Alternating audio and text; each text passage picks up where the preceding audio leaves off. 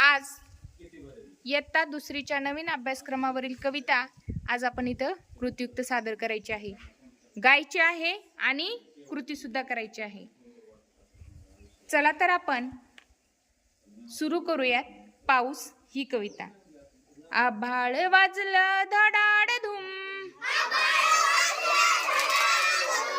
वारा सुटला सुसुसुम, वीज चमकली चक चक चक,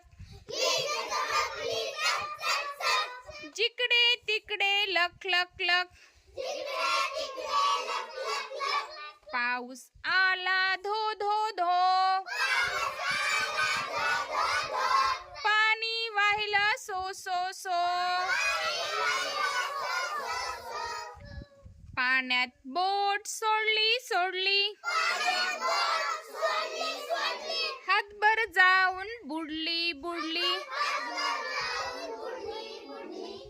बोटीवर बसला बेडूक बेडूक,